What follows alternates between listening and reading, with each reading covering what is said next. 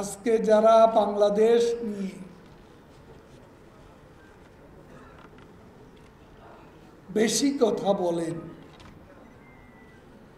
যারা আজ কথায় কথায় সরকারের গণতন্ত্রের সমালোচনা করেন, আজকে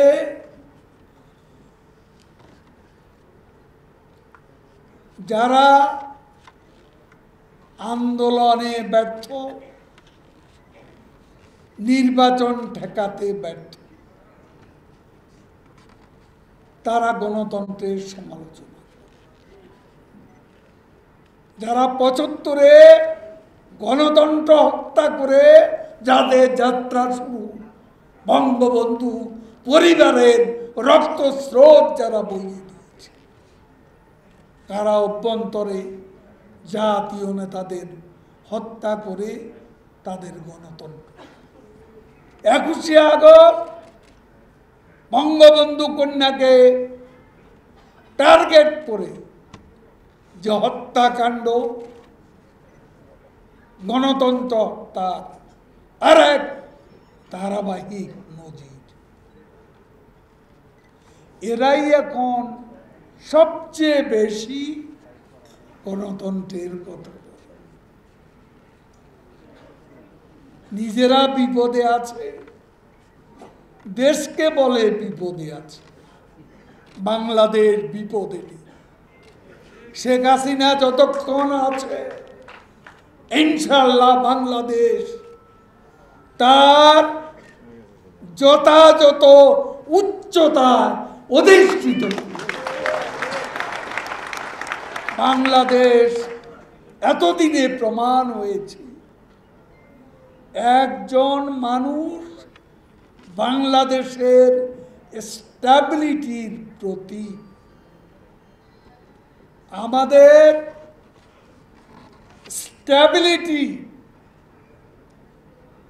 আজকে বাংলাদেশের নিরাপত্তা আজকে শেখ হাসিনার হাতে।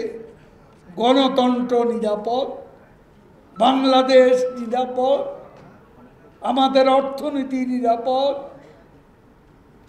আমাদের ভাবমূর্তি নিরাপদ। আমরা ১৫ই ফেব্রুয়ারি মার্কা নির্বাচন করে ক্ষমতায় আসি। এবারে যে নির্বাচন, এটা কোনো সেমি ডেমোক্রেসি নয়, এটা একটা ডেমোক্রেটিক ইলেকশন। এবং এটা তারা আসেনি, তারপরও 42% ভোটার ভোট দিয়েছে। এটা অনেক উন্নত দেশেও এত লোক ভোটাধিকার প্রয়োগ করে কিনা সন্দেহ আছে। বাংলাদেশকে নিয়ে কথায় কথায় ফখরুল বলে মহাবিপদে। মহাবিপদে আছে বিএনপি নেতা। লন্ডনে কর্মীরা হতাশ, কি করবে, হাল ধরার কেউ নেই। বিএনপি পথ হারা পথিকের মতো দিশেহারা। এই দলের ভবিষ্যৎ আছে বলে এই দলের কর্মীরাও বিশ্বাস করে। কাজে নিয়ে মাথা ব্যথার কোনো কারণ একটা আছে, এরা সাম্প্রদায়িক শক্তির ঠিকানা। এরা জঙ্গিবাদের পৃষ্ঠপোষক। এরা এদেশে অর্থ পাচার আর দুর্নীতির রাজা। কাজে অপশক্তিকে রুখতে হবে। এদেশের উন্নয়ন, এদেশের নিরাপত্তা, এদেশের গণতন্ত্র, আমাদের সার্বিক অগ্রগতির পথে প্রধান অন্তরায় হচ্ছে বিএনপি।